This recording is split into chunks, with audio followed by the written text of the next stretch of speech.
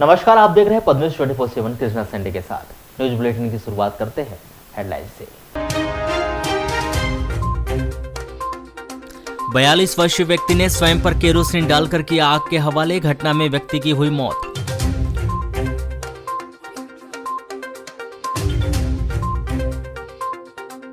पंचायत चुनाव में दूसरे चरण के लिए 3 विकास खंड में होंगे 1 जुलाई को मतदान।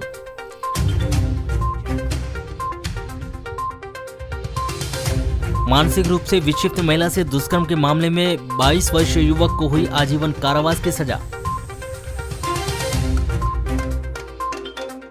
वारासोनी और लालबरा में अलग अलग स्थानों पर दुर्घटनाग्रस्त होते होते बाल बाल बची यात्री बस।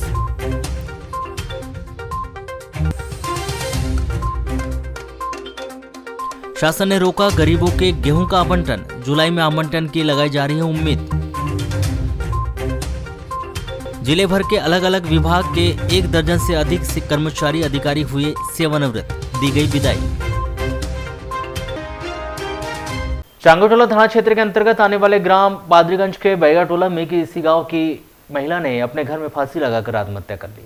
चांगोटोला पुलिस ने मृतिका राधाभाई पति बद्देलाल गोंड 45 वर्ष की लाश उसके घर से बरामद की और पोस्टमार्टम करवाकर शव उनके परिजनों को सौंप दिया है।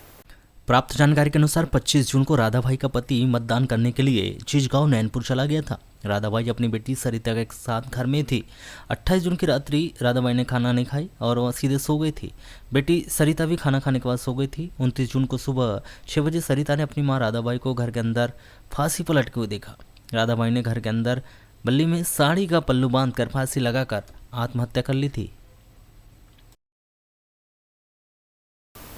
वारासोनी जनपद पंचायत के अंतर्गत आने वाली ग्राम पंचायत मदनपुर में एक 42 वर्षीय व्यक्ति ने अपने ऊपर मिट्टी तेल डालकर आत्महत्या करने की बात कही जा रही है। बताया जा रहा है कि मृतक इस दौरान अपने घर में अकेला था। उसकी पत्नी अपनी बच्ची को लेकर अपने मायके गई हुई थी। मृतक का नाम अशोक ठाकरे है, जिसने दोपहर करीब 3:30 बजे अपने ही घर में अपने आप को मिट्टी के तेल डालकर आग लग के हवाले कर दिया। शाम करीब 5 बजे स्थानीय पुलिस ने मौके पर पहुंचकर शव को अपने अभिरक्षा में ले लिया और आवश्यक कार्रवाई की। प्राप्त जानकारी के अनुसार मृतक अशोक ठाकरे मजदूरी कार्य करने के साथ ही खेतीबाड़ी का भी कार्य करता था। कुछ दिन पूर्व उसका अपनी पत्नी से किसी बात को लेकर विवाद हो गया था, जिसकी सूचना पत्नी के द्वारा स्थानीय वारासोनी थाने में दर्ज की थी। जिसके बाद पत्नी अपनी बच्चे को लेकर अपने मायके चली गई थी। सुबह मृतक अशोक अपने कार्य से घर से निकला था। वह दोपहर करीब 3 बजे करीब घर पहुंचा। इस दौरान क्या हुआ किसी को नहीं पता। अशोक के घर के पास रहने वाली बच्ची जब उसने भोजन के बारे में जानकारी लेने पहुंची तो उसने अशोक को मृत अवस्था में देखा तो पूरी तरह से अपने घर की रसोई में जला हुआ वहां पड़ा हुआ दिखाई दिया था। अनौपचारिक चर्चा में पुलिस ने बताया कि हम हर पहलू से इस घटना की जांच करेंगे। जो भी तथ्य सामने आएंगे वे बताए जाएंगे। गांव के कुछ लड़कों का फ़ोन आया मेरे को कि फलाने अशोक ठाकरे जी घर में जल के मर चुके हैं। जब हम आके देखे तो दरवाज़ा बंद था और पता नहीं किस कारण से उनको आग लग गई तो जल के। अब पता नहीं, घर में तो सभी चीज़ थी, मिट्टी तेल भी थी, गैस भी थी और पिए खाए नशे में थे। गांव के लोगों ने बताया कि नशे में थे, तो अब उसको पता नहीं है कैसे। ये अकेले ही थे क्या घर पे? घर पे अकेले थे। लालबरा मुख्यालय से लगभग 4 किलोमीटर दूर सिवनी मार्ग पर स्थित पात्रशाही के पास दोपहर 2 बजे लालबरा से सेलवा जा रही एस कुमार की यात्री बस का ब्रेक फेल हो जाने से बस पेड़ से टकरा गई एवं यात्रीगण बाल बाल बच गए। कुछ यात्रियों को मामूली चोटें आई है। प्राप्त जानकारी के अनुसार यात्री बस बालाघाट से दोपहर 12 बजे सेलवा जाम जाने के लिए यात्री को लेकर निकली थी और लालबरा होते हुए जब जो जा रही थी तभी पाथरशाही के पास अचानक बस का ब्रेक फेल हो जाने के कारण बस अनियंत्रित होकर पेड़ से टकरा गई, परंतु ड्राइवर की सूझबूझ के चलते बड़ा हादसा होते होते टल गया। इसकी जानकारी लगने के बाद यात्रियों के परिजन पहुंचे और उन्हें अपने साथ लेकर गए। इस दुर्घटना में सेलवा के 2 यात्री नर्मदाबाई धुर्वे पृथ्वीराज ठाकरे सहित अन्य यात्रियों को मामूली चोटें आई है। बस में 1 दर्जन से अधिक यात्री सवार थे, मगर बस की स्पीड तेज रहती तो बहुत बड़ा हादसा घटित हो सकता था। मानसिक रूप से अस्वस्थ लड़की के साथ दुष्कर्म करने के आरोप में आरोपी धर्मेंद्र माहुले 22 वर्ष ग्राम कुकड़ा थाना चांगोटोला निवासी को आजीवन कारावास से दंडित किया गया। 30 जून को यह फैसला विशेष न्यायाधीश मनोज कुमार तिवारी की अदालत ने सुनाया। विद्वान अदालत ने इस आरोपी को आजीवन कारावास के अलावा 20,000 रुपए के अर्थदंड से भी दंडित किया है। अभियोजन के अनुसार 25 दिसंबर 2019 की शाम अभियोक्त्री के द्वारा एक बच्चे को जन्म दिया गया। परिवार वालों ने अभियोक्त्री से पूछताछ करने पर अभियोक्त्री ने 7-8 माह पूर्व धर्मेंद्र के द्वारा गलत काम करने के संबंध में बताई थी। अभियोक्त्री को उसके घर वालों ने अस्पताल ले गए थे। अस्पताल तहरीर जांच उपरांत हेतु पुलिस थाना चांगोटोला में अभियुक्त धर्मेंद्र मोहल्ले के विरुद्ध धारा 376(2) भारतीय दंड विधान और धारा 5/6 लैंगिक अपराधों से बालकों का संरक्षण अधिनियम के तहत अपराध दर्ज किया गया था। इस अपराध में अभियुक्त धर्मेंद्र को गिरफ्तार करने के बाद विवेचना के उपरांत चालान विद्वान अदालत में पेश किया गया था। यह मामला विद्वान विशेष न्यायाधीश मनोज कुमार तिवारी की अदालत में चला। इस मामले में अभियोजन की ओर से पैरवी श्रीमती आरती कपले विशेष लोक अभियोजक के द्वारा की गई थी। कटंगी थाना के अंतर्गत पाथरवाड़ा में नंदोरा रोड पर मोटरसाइकिल टीवीएस मोपेड से टकराई। इस दुर्घटना में टीवीएस मोपेड में सवार पति पत्नी घायल हो गए। पति पत्नी जिनमें पेंडारीलाल बरले 65 वर्ष, उनकी पत्नी श्रीमती श्यामवती बरले 62 वर्ष, दोनों ग्राम पाथरवाड़ा थाना कटंगी निवासी को जिला अस्पताल में भर्ती किया गया है। प्राप्त जानकारी के अनुसार पेंडारीलाल अपने परिवार के साथ खेती किसानी करते हैं। 30 जून को 10:30 बजे करीब पेंडारीलाल अपनी पत्नी श्यामवती बरेले को इलाज करवाने के लिए टीवीएस मोटरसाइकिल से बिठालकर अपने गांव पाथरवाड़ा से ग्राम खैलांजी डॉक्टर के पास ले जा रहे थे। तभी पाथरवाड़ा के पास नंदोरा रोड पर सामने से तेज रफ्तार से आ रही मोटरसाइकिल ने टीवीएस मोपेड को ठोस मार दी। इस दुर्घटना में टीवीएस मोपेड में सवार पेंडारीलाल बरेले और उसकी पत्नी श्यामवती बरेले दोनों घायल हो गए। दोनों घायलों को कटंगी के अस्पताल में भर्ती किया गया था, जहां से प्राथमिक उपचार के बाद दोनों को बेहतर उपचार हेतु जिला अस्पताल बालाघाट रेफर किया गया। बालाघाट जिले के किरणापुर विकासखंड के दूरस्थ एवं नक्सल प्रभावित व आदिवासी बाहुल्य क्षेत्र के ग्राम पंचायत कसंगी के 2 ग्राम कोठेटोला एवं मटका मंडई के मतदाताओं को मतदान की सुविधा प्रदान करने के लिए जिला प्रशासन ने बसों की व्यवस्था की है। कलेक्टर डॉक्टर गिरीश कुमार मिश्रा ने अपने अधीनस्थ अधिकारियों के साथ 30 जून को पोटेटोला एवं मनका मंडई जाकर वहां के ग्रामीणों से चर्चा की और उनकी समस्याओं को सुना। ग्रामीणों की समस्या को सुनने समझने के बाद उन्हें मतदान केंद्र तक पहुंचाने के लिए 2 बसों का इंतजाम कर दिया गया है। ग्रामीण इस व्यवस्था से खुश है कि वे बसों से मतदान करने के लिए सुरक्षित कसंगी जा पाएंगे। किरणापुर विकासखंड की ग्राम पंचायत कसंगी में 2 मतदान केंद्र हैं। इनमें से एक मतदान केंद्र 424 एवं दूसरे मतदान केंद्र में 430 मतदाता हैं। ग्राम कसंगी के मतदान केंद्र क्रमांक 40 में ग्राम कोठियाटोला के 123 व मंडका मंडई में 68 मतदाता है। इन्हें मतदान के लिए ग्राम कसंगी आना होता है। कसंगी और इन ग्रामों के बीच में पहाड़ होने के कारण गर्मियों के दिनों में 2 पहिया वाहन से पैदल आना जाना कर लिया जाता है, लेकिन वर्षा के दिनों में पहाड़ी रास्ते से आना जाना नहीं हो पाता। 1 जुलाई को यहाँ के मतदाताओं को लेकर लगभग 70 किलोमीटर की दूरी तय कर उन्हें कसंगी मतदान करने के लिए आएगी। कोरोना काल के लंबे अंतराल के बाद रेल विभाग ने जबलपुर से चांदापोर्ट तक सुपरफास्ट स्पेशल ट्रेन का परिचालन एक बार फिर से शुरू कर दिया है, जिसका संचालन 30 जून से शुरू किया गया। जहां गुरुवार की सुबह जबलपुर रेलवे स्टेशन से चांदापोर्ट स्टेशन के लिए रवाना हुई, जो करीब 9:30 बजे बालाघाट रेलवे स्टेशन पहुंची, जहां से करीब 10 बजे गोंदिया के लिए इस स्पेशल ट्रेन को रवाना किया गया।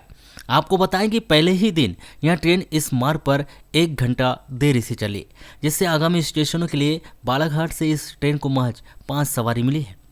बालाघाट रेलवे स्टेशन से मिल रही जानकारी के अनुसार रेलवे मंडल के द्वारा जबलपुर से चांदापोर्ट स्टेशन और चांदापोर्ट स्टेशन से जबलपुर के लिए सप्ताह में 3 दिन इस सुपरफास्ट स्पेशल ट्रेन का परिसंचालन पूर्व की भांति किया गया है, जिसका परिसंचालन सप्ताह में मंगलवार, गुरुवार और शुक्रवार को किया जाएगा। सुबह जबलपुर से चांदापोर्ट स्टेशन के लिए रवाना होगी, जो इन 3 दिनों में 8:55 पर बालाघाट रेलवे स्टेशन पहुंचकर सुबह 9 बजे गोंदिया चांदापोर्ट स्टेशन के लिए रवाना होगी। सप्ताह के इन 3 दिनों में गाड़ी चांदापोर्ट रेलवे स्टेशन से बालाघाट के लिए प्रस्थान करेगी, जो अपने निर्धारित समय शाम 6:35 पर बालाघाट स्टेशन पहुंचेंगी। वहीं 6:40 पर यह ट्रेन जबलपुर के लिए प्रस्थान करेगी। आपको बताएं कि बालाघाट मार्ग से अब तक महज रीवा इतवारी स्पेशल ट्रेन का संचालन किया जा रहा था, लेकिन अब चांदापोर्ट शुरू होने से जिले वासियों को जबलपुर के लिए 2 ट्रेनों की सौगात मिल गई है। बालाघाट वारासुनी रोड बंजारी मंदिर के घाट में स्पीड ब्रेकर आने से बीच रोड में खड़े ट्रक के पीछे यात्री बस टकरा गई। इस दुर्घटना में कोई जनहानि नहीं हुई, किंतु बस में सवार एक महिला को सर में चोटें आई है। वहीं बस सामने से मामूली रूप से भी क्षतिग्रस्त हो गई है। 30 जून को पौने 12 बजे करीब यह दुर्घटना उस समय हुई जब यात्री बस बालाघाट से वाराणसी की ओर जा रही थी। इस दुर्घटना में मामूली चोट आने से घायल महिला श्रीमती लीनापति बंसीलाल वाघाड़ी 50 वर्ष ग्राम डोंगरिया वाराणसी को इलाज के लिए जिला अस्पताल में भर्ती कराया गया है। प्राप्त जानकारी के अनुसार 30 जून को पौने 12 बजे करीब बालाघाट से बस वाराणसी की ओर जा रही थी। बस में करीब 4 से 5 लोग सवार थे। बस के सामने ही एक ट्रक वाराणसी की ओर आ रहा था। बंजारी मंदिर के पास घाट में हाल ही में बने स्पीड ब्रेकर आ जाने से ट्रक चालक ने बीच सड़क पर ही ट्रक खड़ा कर दिया। उसी दौरान तेज रफ्तार से वाराणसी की ओर जा रही यात्री बस बीच रोड पर खड़े ट्रक के पीछे टकरा गई। इस दुर्घटना में बस में बैठी महिला लीना वाघाड़ी को सर में मामूली चोटें आई है। इस दुर्घटना के दौरान सड़क के दोनों छोर में कुछ देर तक वाहन जमा हो गए। जाम के समान स्थिति निर्मित हो गई थी। बीच रोड पर खड़े ट्रक को बाजू करने के बाद वाहनों की आवाजाही प्रारंभ हुई। घटना के तुरंत बाद वाराणसी से बालाघाट की ओर जा रही 108 एम्बुलेंस से घायल महिला लीना वाघाड़ी को जिला अस्पताल पहुंचाया गया, जहां उसका इलाज किया जा रहा है। हालांकि महिला को मामूली चोटें आई थी, जो इलाज कराने के बाद अपने घर चले गई।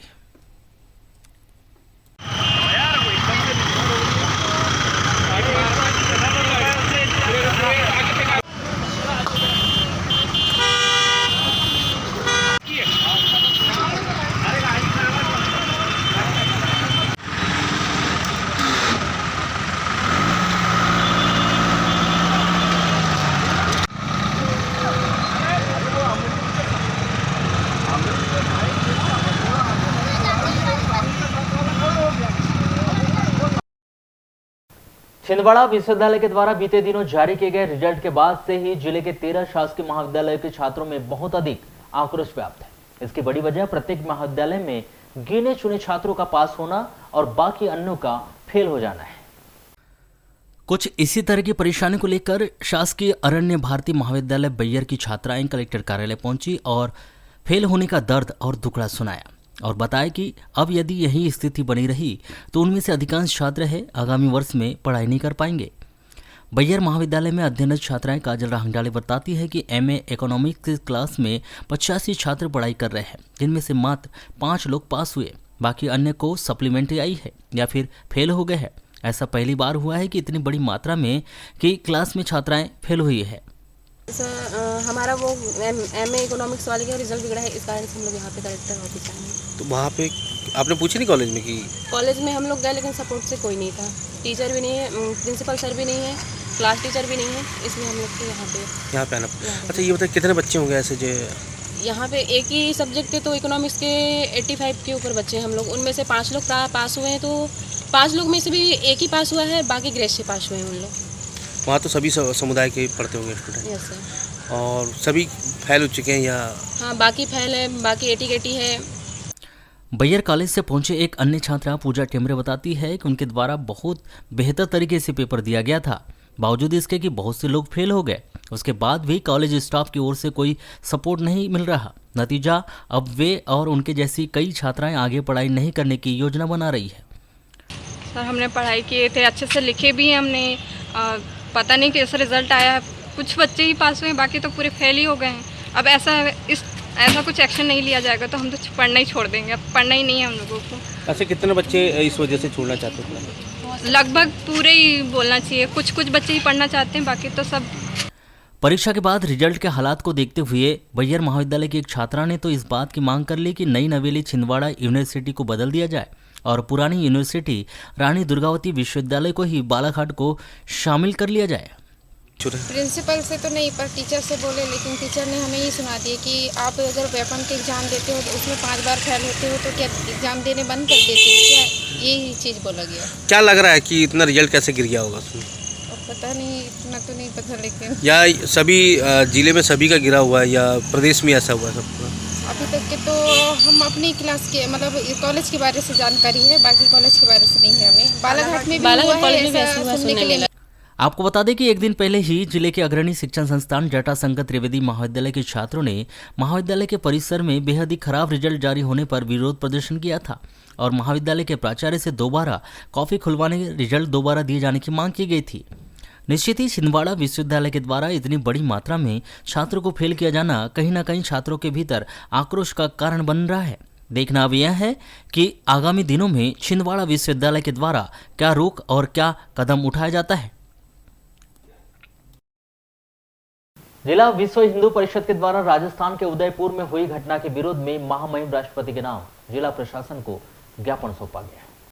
विश्व हिंदू परिषद के जिला महामंत्री दुर्गेश शर्मा ने बताया कि जिस तरह से देश में लगातार आतंकवाद बढ़ता जा रहा है, जिससे पूरा हिंदू समाज आज आक्रोशित है। इस तरह की घटना राजस्थान के उदयपुर में हुई, जहां पर एक व्यक्ति पर प्राण घातक हमला कर घायल कर दिया गया। इस तरह के आतंकवाद पर रोक लगाने के लिए विश्व हिंदू परिषद के द्वारा महामहिम राष्ट्रपति के नाम ज्ञापन सौंपा गया। जिला पंचायत सदस्य, जनपद पंचायत सदस्य, सरपंच एवं पंच के निर्वाचन के लिए द्वितीय चरण में 1 जुलाई 2022 को विकास खंड लांजी, किरणापुर एवं कटंगी के ग्रामों में मतदान कराया जाएगा। द्वितीय चरण में 1 जुलाई को होने वाले मतदान के लिए आज 30 जून को मतदान दलों को मतदान सामग्री के साथ ही मतदान केंद्रों पर सुरक्षित पहुंचा दिया गया है। मतदान दलों को मतदान सामग्री का वितरण विकासखंड मुख्यालय से किया गया और वहां से उन्हें संबंधित मतदान केंद्रों के लिए रवाना किया गया है। कलेक्टर डॉक्टर गिरीश कुमार मिश्रा ने 30 जून को किरणापुर एवं लांजी पहुंचकर मतदान दलों को मतदान सामग्री वितरण कार्य एवं उनकी भोजन व्यवस्था एवं रवाना होने के लिए वाहनों की व्यवस्था को देखा। इस दौरान उन्होंने मतदान दलों को मतदान सामग्री के साथ ही बसों से मतदान केंद्रों के लिए रवाना करवाया।